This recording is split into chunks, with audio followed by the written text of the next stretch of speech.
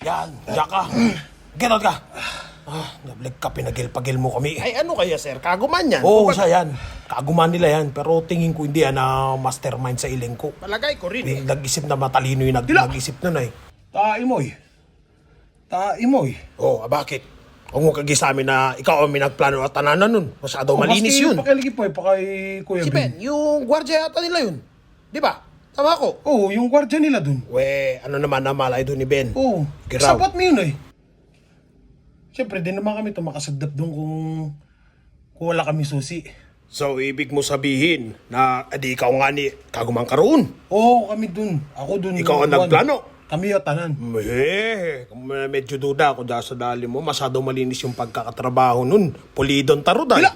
Wala, hindi ikaw yung nagplano. Dila. Kung paniwala pa ako kung si Ben ang minagplano roon. Hindi ganun.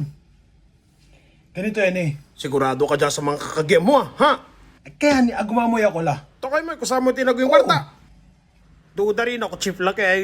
Oo nga ni, wala sarap pa niya na makaplano ng ganoon. Ako dun, pre. Ako dun, dinumali. Ako nag-isip dun.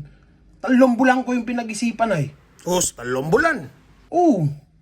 3 bulan ko yung pinag-isipan. Grabe na ang kalinis yung pagkadali noon. Imposible. Oo, kasi- Posible ikaw ang dinumali.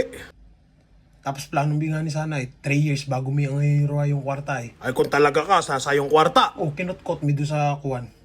Adin sa balay kadi mang bin. Yung bakante lote ron. Karating nila. Oh, doon yung kinutkot.